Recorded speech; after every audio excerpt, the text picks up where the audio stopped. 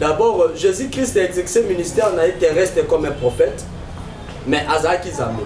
Parce qu'à la taille qu'ils ont à Bomoto, Azaki Zamé, mais dans autres à Bomoto. Et donc, prophète. Mais il était Dieu en esprit. Il y a un qui m'a camouflé sur mon tabou ça. Ce qu'on a dit ministère, il y a qui m'a Jésus différent, c'est parce que le même ministère prophétique au Kimbango Ezexaki, il y a le même ministère prophétique au Jésus Ezexaki. Mais sur le plan, il y a mission. La mission mon côté, parce que Jésus-Christ est Dieu qui m'a dit quelqu'un qui a la casque et un prophète. Donc Kimbango a envoyé de Dieu ou un prophète. Donc Dieu, Jésus-Christ est lui-même Dieu qui a envoyé Kimbango. Donc Kimbango n'est pas Dieu, Jésus-Christ est Dieu. Na kata tour de Babel ne mutazo kabwana. Pour noir et salami a prêté papa. Pour noir et salami avant. D'abord au le premier pape. Oh lelo parce que plus catholique les autres robots yango teza force les alikola avec premier pape ya monde azaki noir. Premier habillé à salé lamba et lamba tolata si peut-être nous va contredire ngaboya azaki noir, azaki moyindo. Première je peux dire savant du monde azaki noir. Premier prophète azaki noir. Histoire, il y a quatre Bible un peu là-bas. Et ça, on a vu ceux qui t'ont interprété histoire. Selon l'écriture, dans ma yére, on comprendre. Parce qu'il faut que Mundele a changé l'histoire rebelle. Mundele a changé l'histoire rebelle. Il y a des temps aussi, le Seigneur Bisso, église des réveils. Tout est à la vérité. Est-ce que les Bisso sont arabiques là, même Satan un jour à jugement va déclarer le droit d'État qui est là, mais en réalité, Satan a moins d'Azam. Mais Zam est Satan. L'enfant là, Aza il mange de l'église. Or son père, le maître, Aza il mange à Christ. À chaque temps, moi, Nazamba Koiko Koya. Je n'encourage pas mon tapoya. J'encourage pas aussi l'issue mon émission. Mais mon tapoya Koya à chaque temps, parce que la chair a été toujours veuve. Mais Dieu est là, à temps où autre que dans la musique, Nzamba a beau la rabisso tétan tozonga. Donc Zamba ya marabisso parce que a bengami Zambé Aza amour. Je ne crois pas mon toit à la Bolivie, autant à défaut nombre à ma belle abisso. Donc c'est ça, à chaque temps, moi, dans Zamba, il y a tout mon toit qui est mon sika, Zambé, pour nous en assiger. Mon toit qui est mon sika, Zambé, tant qu'on a eu décision à Kouya, Zamba, Koko, a été. Adam a désobéir dans l'ordre au Zamba et Bissaki. Dieu a dit allez à fruiter, joue aux ossus sous tête, quel fruit que Dieu disait ici. Et Dieu a dit à Bikolia fruiter, Adam qui n'a pas de fruit.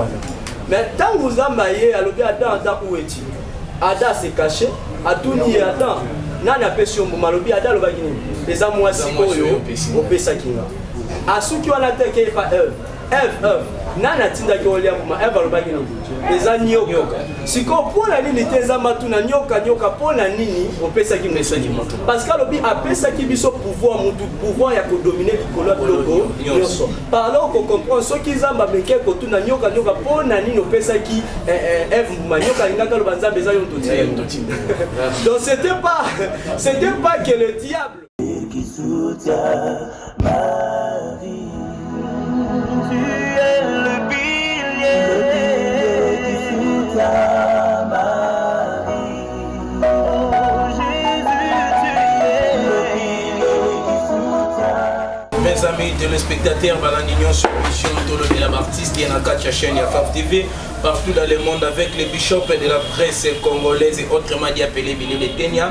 Merci Naba tous les spectateurs Nyonso Bazana Poto Paris Europe États-Unis partout au Bazaki na posa kolanda émission oyo. Neka tolbaka émission auto yambaka batu ya qualité Nyonso. Ba pasteur to yambaka ba artiste comédien, ba musicien, ba peintre Nyonso ils ont définir biso art na kati émission auto yambaka ngo na pesi mbote na honorable Franck Kabunda Mofinu Kangalema na bosanité na Mama Nadia Meta Kalonge na Paris, na Bosanité, na Original Bendele na Paris, na Graceman Papa Social, balobi bientôt coupe zoyabi, bientôt na Kinyawa, komela kolangwa, bafani tout au balingaka Billy Letenia Poutine de la presse congolaise. Bon s'abonner massivement. Lelo to yambela kibino moko ya serviteur dédié na kati ya émission na biso tolo bela artiste ne tozolo bela ba makambo oyo tout bosa nango posa partout. Lelo bo comprendre te les bishops de la presse na makambo nzambe.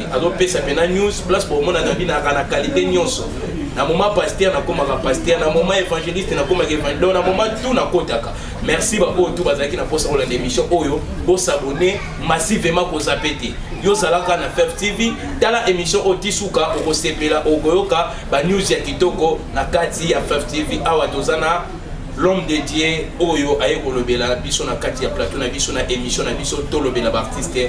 Bonjour papa. Oui, bonjour papa.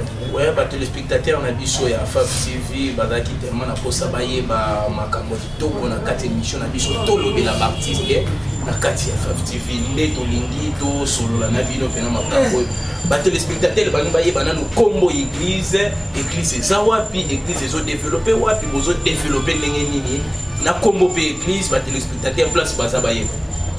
Merci beaucoup papa. D'abord je commence à me présenter. En fait solo il y a l'église c'est ceux qui ça présente. Donc mon nom est frère Jérémy au Naza Protection ministère prophétique.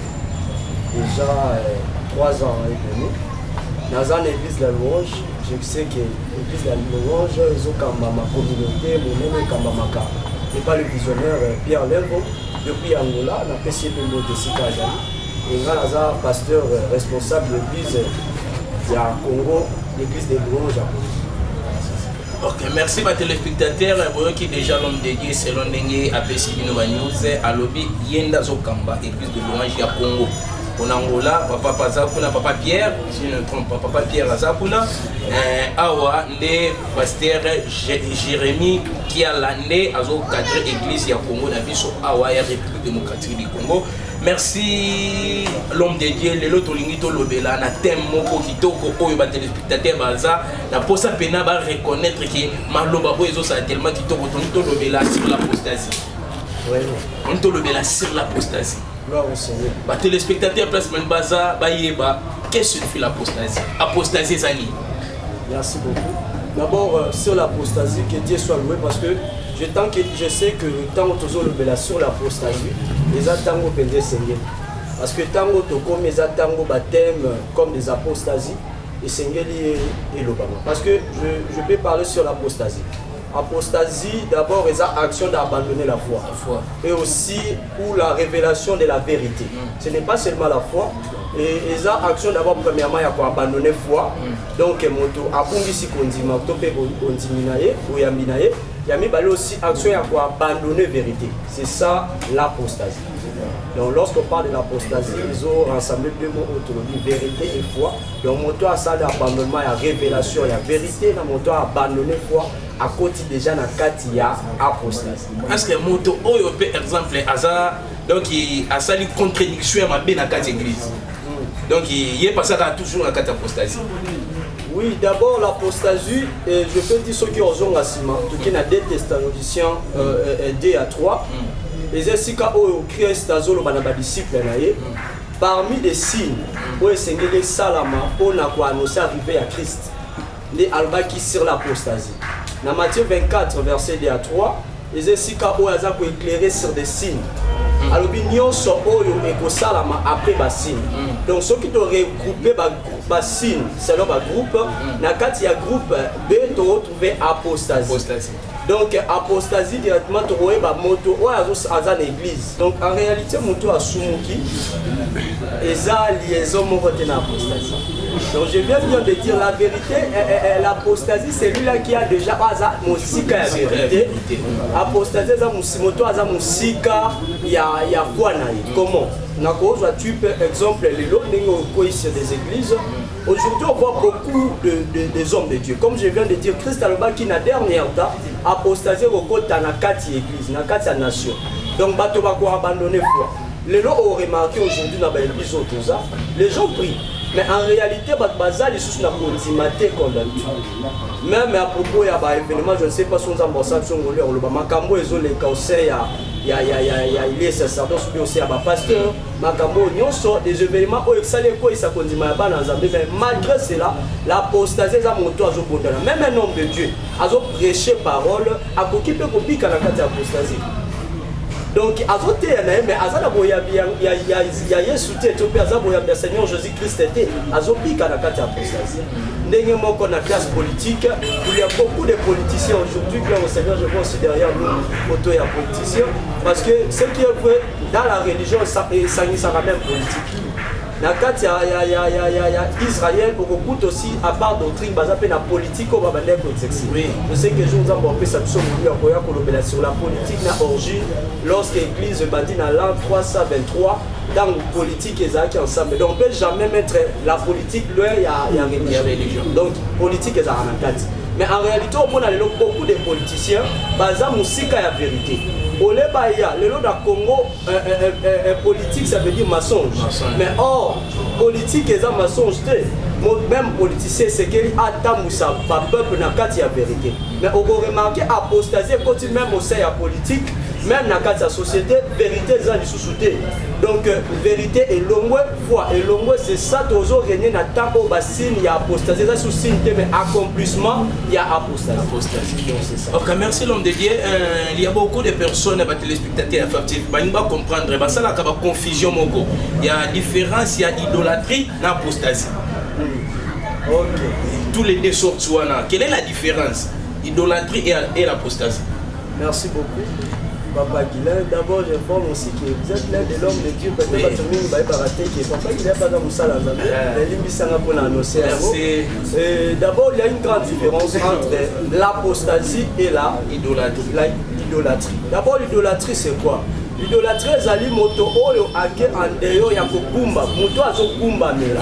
Et loko, to pas azokumba mela moto. À côté de la idolâtrie, c'est l'Exode 20. Alors, Christ a péqué sa kibiso. Il y a Bumba Mela et l'autre union s'otope montunyo. Il y a un moment en Israël. Après Moïse, Komata, na montagne selon Lévitique, Moïse, dans quelque chose, le 10 commandements. Les deux tableaux Moïse a joué qui va en Israël, na Simana Bango, tellement Moïse a joué qui temps, il a proposé à Roba monter. Et que comment on va kokumba mais la symbole ya Zambie. Idée ezala ki bien. Mais lorsque bango bakota ki kokuma mais la Zamba pekisa ki kokuma mais la ye nanzela ekeko. Nde yango abengi idolâtrie. Donc moto nyonso azokumba mais la eloko. Moto nyonso azokumba mais la moto. Azo vivre na kati ya idolâtrie. Or, nzokane apostasie, je viens déjà de dire que l'apostasie za moto aza antérieur ya vérité, na moto aza antérieur ya foi na ye wana za ko exercer na azobika na kati ya apostasie. C'est ça la différence entre l'apostasie et l'idolâtrie. Ok, merci à téléspectateurs. Balandinyo sur émission Tolo Bela Baptiste et na Katia Chaîne Bishop TV. Le loto yambela ki bino moko ya muumbo na Nzambe kaka na kati émission oyo nde na ebisaka bino ngai na kotaka na position tout. Lelo nde na baki bo mituna yango lelo le bishop de la presse congolaise a vu la image à pasteur Tondengeni. Donc ngana rabongo donc na kotaka partout. Merci l'homme de Dieu, ba téléspectateurs pour banimba yebate. Lorsque mutu ndenga za bongo exemple abongoli motema. Abongoli motema. Mais apengwi lisusu. Est-ce que à sous la facilité il y a bozonga lisusu chrétien, est-ce que nzamba ko yambe okoma? Ok, donc Seigneur, d'abord en réalité, na pour on a contenu à temps, l'émission tout 8 ans sauté, mais tu as vu l'écriture, parce que bandeko ba la tradition na banda pour partout bazali, bazali na moyen pour comprendre la mission parce qu'à travers les écritures. Mais ce qui est vrai, lorsque moto a zosala lanzambe, a abandonné foi na ye, à côté de apostasie, à qui en dehors ya foi na ye, alinga zonga babi à chaque temps lorsque vous besoin venir à moi vous tous qui est fatigué et chargé, je vous donnerai des réponses. Donc tu peux comprendre que Dieu n'a jamais refusé à Tikala Kikoko et a jamais monté à ma vie. Le contraire mon colombo Jésus na mokanda à Matthieu afandi na bandumba afandi na bato ba melima sanga afandi na bato nyonso bato bazaki pembeni ba disciples ba pharisiens ou bazaki ba docteurs de la loi parce que bazaki na classe par classe, il y a des docteurs de la loi, des scribions bazaki na classe et bazo ebisa Jésus. Mais comment y mettre na bino no fa na bato masu tandis que ya za 7. Réponse à Jésus zaki a lobby aye pour la bato masu moté mais ayaki pour la brebis perdue à maison d'Israël. Donc déjà par là tu trouver réponse. En réalité Jésus ayaki pour la ba sainteté. Mais Jésus ayaki pour la bato bazati. Siko ya mabeza la les gens qui prient lorsque moto moko abandonné foi, to pe moto nano aye pas Nzambe, to mona ka bango lokola kele na mission Nzambe. Aujourd'hui, papa qui a moni prophète Jérémie, aye awakaka, ake même quelque part là-bas à côté, message vous a lancé. En réalité, l'église, n'a pas pasteur n'a 5 ans na cher.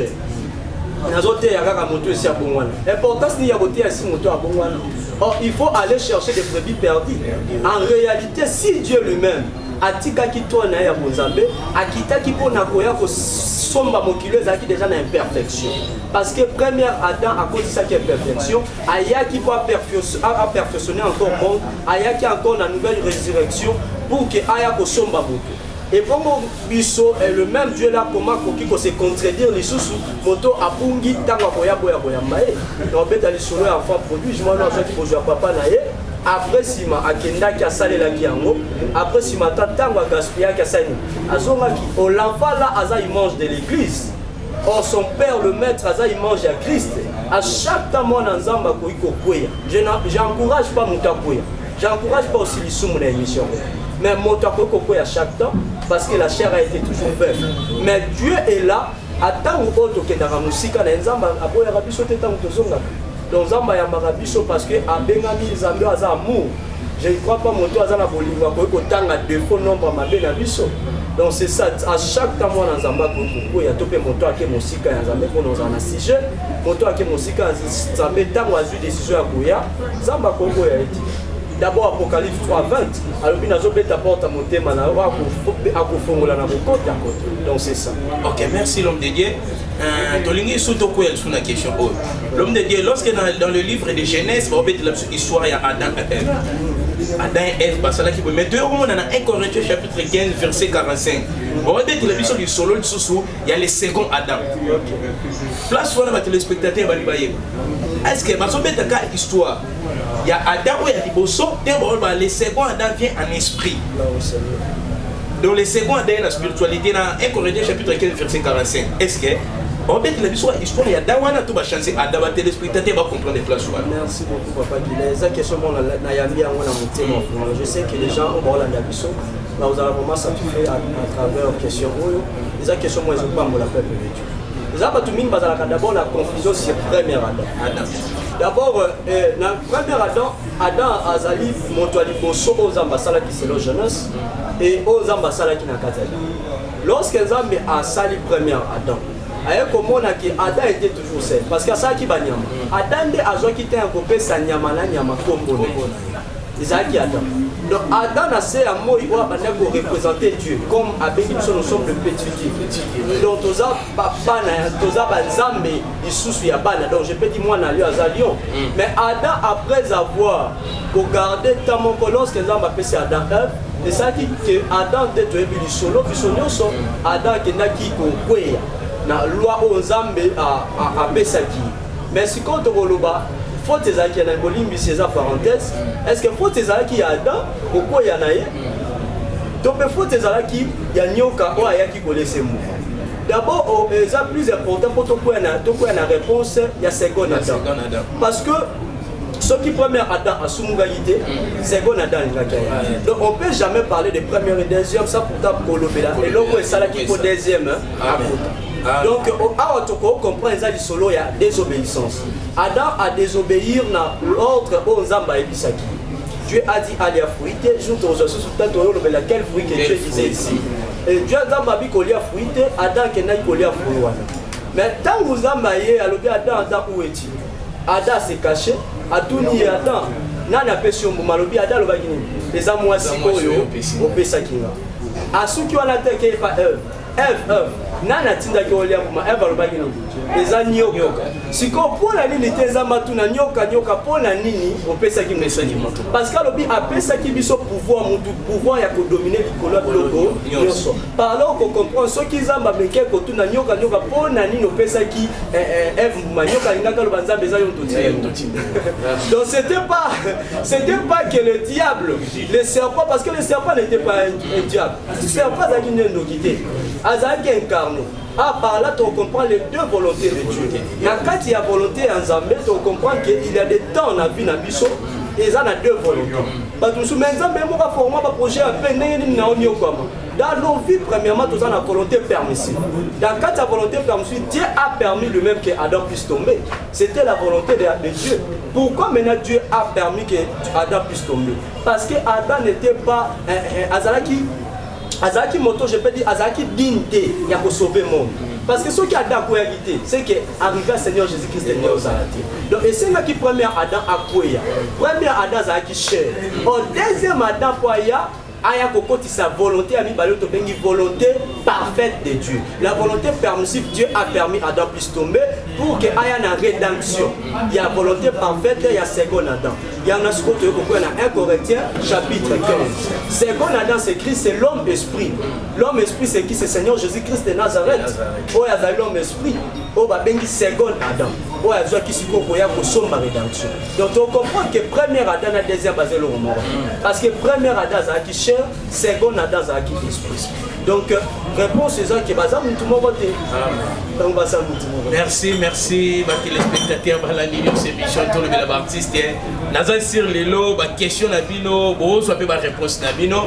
Awa, Tolobi, et sa émission, Oyo, Tobomba, tu auras tellement toujours, il y a que ça annonce ya malonga et pas Bafani, Nyonso Obalingaka, les bishops de la presse congolaise. Ok, l'homme de Dieu. Tu as sur la question contre Nabino, est-ce qu'un homme de Dieu, alors qu'il faut parvenir qu'il y a une boîte de nuit, l'homme de Dieu a qui vendre na bandumba, oui, tu peux dire que Christ a vendu na bandumba. Mais nous autres, il y a Christ, n'est biso. Tu vois la différence, nous voyons. Nous autres, Christ, nous autres, les soumous, il y a un moment où mais tout le monde, il y a beaucoup de serviteurs. Bon, mon aïe, à sa boîte, so tourné, on a outil qu'on kende côté, on a outil pe qu'on kende qu'on offrande na carte ya boîte. Est-ce que un homme de Dieu au tambola bongo? Merci beaucoup. D'abord, puis les autres sortir en dehors de Bobima, Bandana, Bango Banane, Bango Banane. Alors, le bala montouté, mais système. Parce que nous n'avons pas lutté contre la chair et le sang, mais nous avons lutté contre les esprits selon Éphésiens. Donc en réalité, à ce qui concerne la pas une question, mais on va répondre parce que je vois directement un homme de Dieu qui est aussi le prophète de Milesi. C'est un homme de Dieu où a l'évangile. Selon, papa qui est parenthèse. Oui, Bibi il y a plusieurs prophètes. Dans la Bible, il y a 5 prophètes mangeurs. Mais dans les 5 prophètes mangeurs, on l'a dit Daniel, on l'a dit Ézéchiel, on l'a dit même Jérémie pour citer que 3. Même on a contribué vraiment plus évangile dans un métier. On a côté le système. Parce que ce qu'on a osé c'était Dieu qui a recommandé. Parce que les gens ont tort, ils ont faute.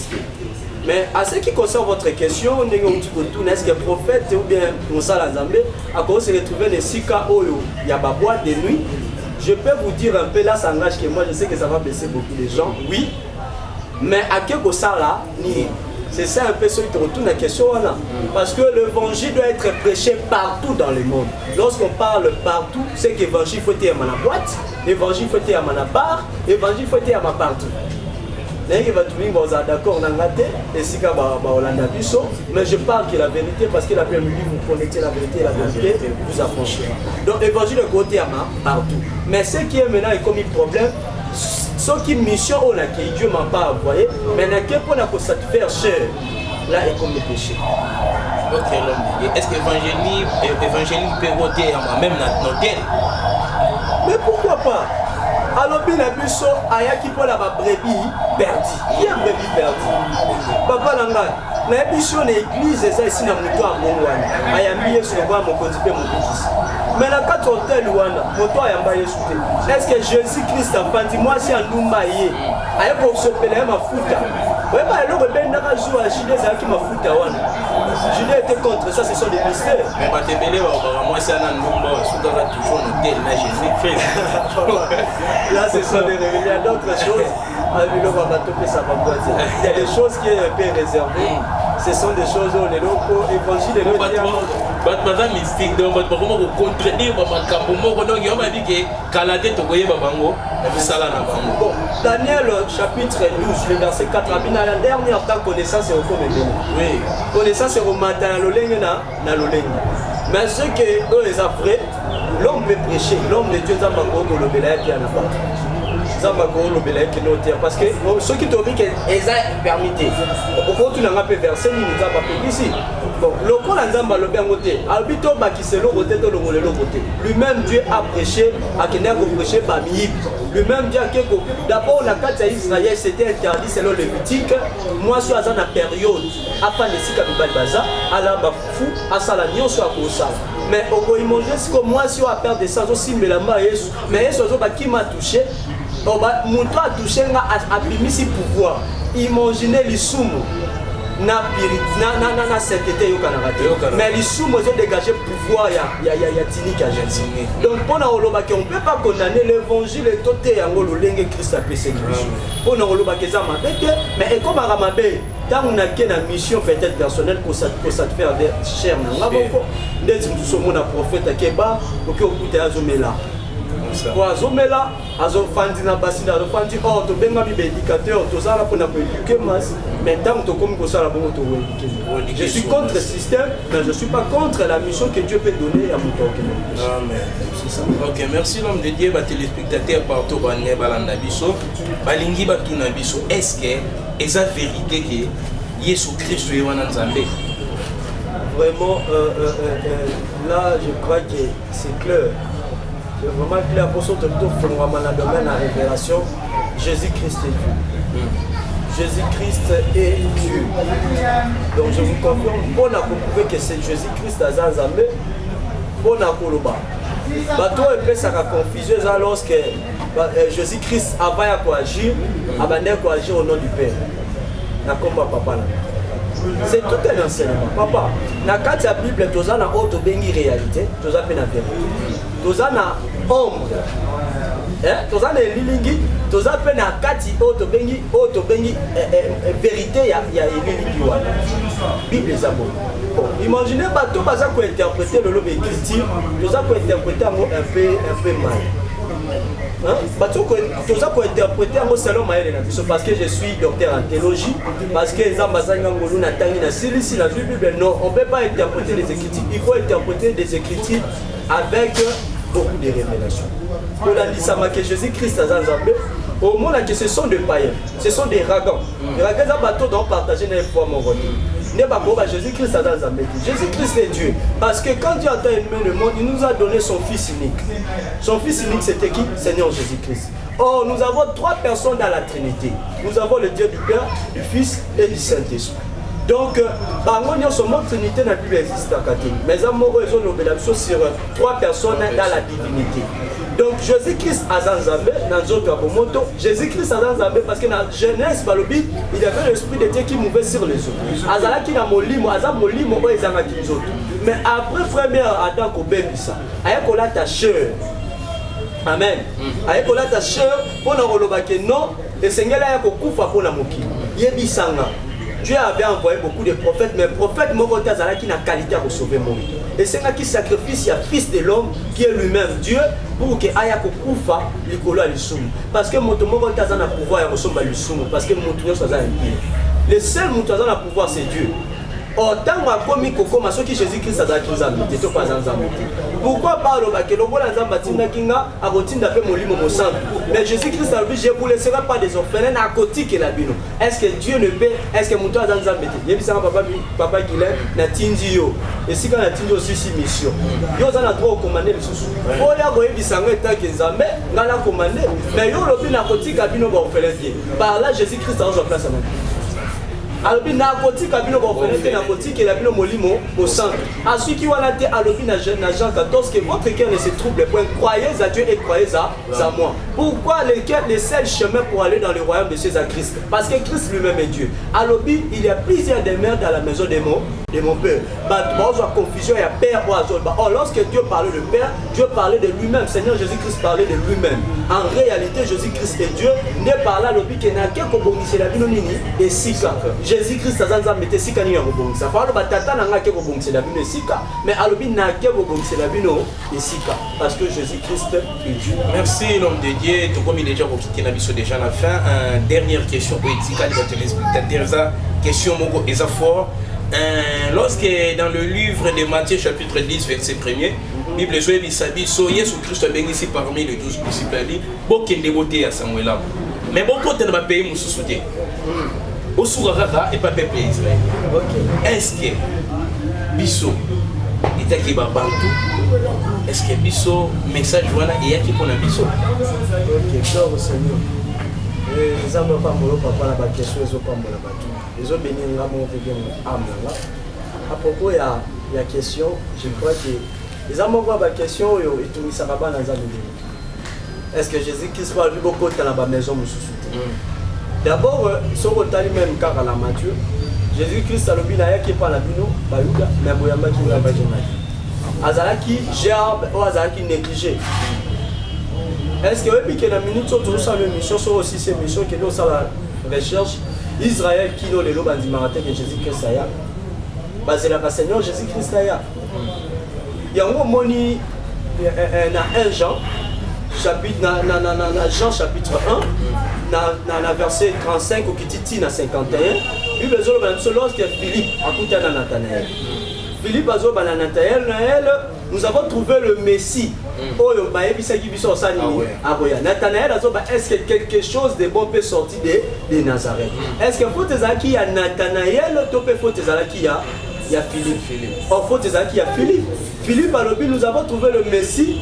Le Jésus-Christ de Nazareth. Or, dans la histoire, Bible dit que le Messie a robimé à Nazareth et a robimé à Bethléem. Or, il faut qu'il y a Philippe. Soit le Jésus-Christ de Bethléem. Nathanaël a compris. Or, il y a le Jésus-Christ de Nazareth. Il y a un moment où quelque chose de bon peut sortir de Nazareth.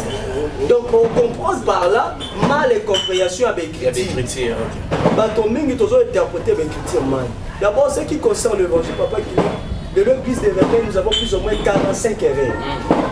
Oh, les autres aussi piquent dans l'église des réveils. Nous sommes un peu comme les valets en gros, bien que je vais m'accrocher un peu.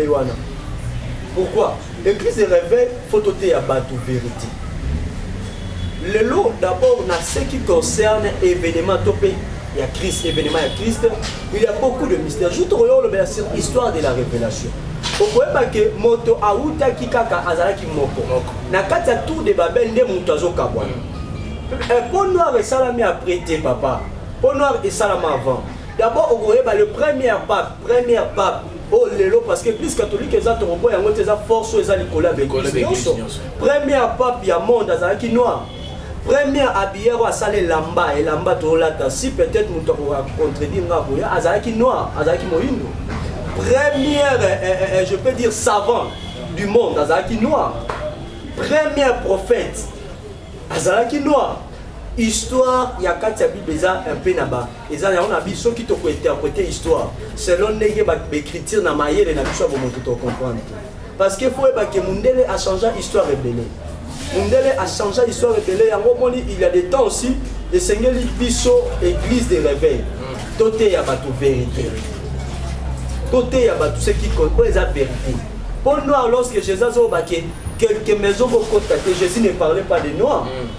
Jésus ne parlait pas des noirs. Or, ce qu'on l'a dit, parmi la famille à Jésus, on trouvait qu'il y avait aussi des noirs. Ce qu'on ajoute l'histoire, la révélation, on l'appelle de Dieu. C'est Yango. Et Jésus a dit là, il y a quelques maisons vont contacter. Pourtant, d'abord, conteste. Alors, il y a des gens qui vont contacter. Maintenant, quand on a après Bobima et après dans quelques villes, qui est parlé des loups. En réalité, les loups, ce sont les qui? Balou et Zali Bato, Bazali Banda, donc christianisme, ce sont des loups. Maison au Christ, ce ne sont pas des noirs. Mais maison au Christ, ce sont les maisons Balou.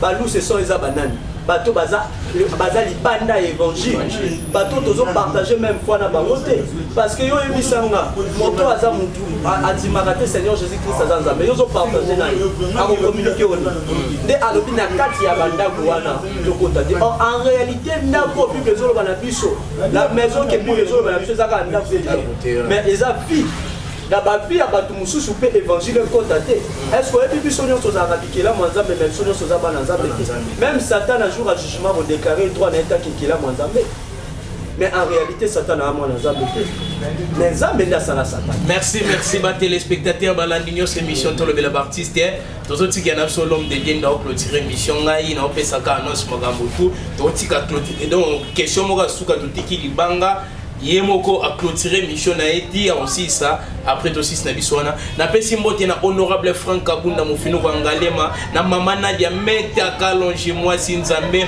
original bendele na Paris hein papa na winner balobi yaya makambo yango yo anezo sila tozokota 2024 na pe na posa ba biloko a Paris wane ya balobi na bosanité na mama Nicole qui ya kama les grands cordons na grand caméraman mta film ya Jésus hein Claude Boys na bosanité na artiste comédien Jonathan Kiamvu merci na ba oyo tout balingaka les bishops de la presse congolaise lelo nazana ngana lisese kaka moko nazotikila bino poto zana mambo nzambe balobi komata ngomba mangengenge chaque jour otiki masumu te eza marche de santé merci l'homme de Dieu tolingi to kena biso to tika kaka na eloko moka suka tolingi to opesa batuka la différence que signifie la différence de Jésus-Christ avec Simon Kimba. Merci. Ok, je crois que on va faire l'effort ya ko d'abord différence entre Jésus na Simon Kimba ou bien que maintenant toko annoncer na peuple bandeko bazaka pe na confusion. D'abord Jésus-Christ a exercé ministère na terrestre comme un prophète mais azaki zambe parce que la takinzoto abomoto azaki zambe mais nanzoto abomoto étant que prophète mais il était Dieu en esprit yango asalaki makambo nyonso moto akosa soki olobi ministère ya kimbangu na Jésus différence exacte parce que le même ministère prophétique au kimbangu exerçaki yango le même ministère prophétique au Jésus exerçaki mais sur le plan ya mission bazaki la mission mon côté parce que Jésus-Christ est Dieu kimbangu atikali kaka na casque ya prophète donc kimbangu azali envoyé de Dieu ou azali prophète donc Dieu Jésus-Christ est lui-même Dieu qui a envoyé kimbangu donc kimbangu n'est pas Dieu Jésus-Christ est Dieu mais kimbangu aza prophète ya nation quand je parle de la nation nazo le partout aza prophète ya partout donc c'est là eza question eza un peu répondu et je tiens aussi à remercier bandeko nyonso balandaki biso et bongo ndeko oyo aza na question oyo olingo tuna et numéro na biso ezali plus 243 99 344 87 98 90 344 97 97 pardon 340 pardon s'il vous plaît 090 344 87 98 c'est ça un peu notre numéro bona ndeko lingozo biso et bongo to annoncer aussi tozana milulu minene o tozo banda bongo le 5 à le mercredi awa ya 4e mois au thème ezali bongo identifier ton identité moto na moto identifier identité na ezanini thème toujours de la yango bongo ba orateur baza mibale fils du père ou azali bosso na biso le deuxième orateur ezali bongo prophète Domi Auti Angola na pesi moto aussi na bandeko nyonso balandaki biso libota la louange je tiens aussi à remercier ma femme quand même maman Banangai moi sinanga ya ndaku parce que je suis aussi père des enfants. Madame Mireille, je tiens aussi à remercier Bananga pour Banamala Liboso et Firodi, na pesi merci aussi na remercier aussi moi na pe na pesi Monte Agapao et Bananga Nyonso, Wina, Gospel, Samela, ce sont mes enfants et mon père spirituel l'involution aussi Monte, Ibota Mubaba Nzambe, maman Irène, maman Fanny, maman Prudence, maman Mélie, bandeko Nyonso, Zambalola a Pamola Biso. Et tu as dit que tu as dit Nicolo Oezoya. Merci. Qui soutient ma vie. Tu es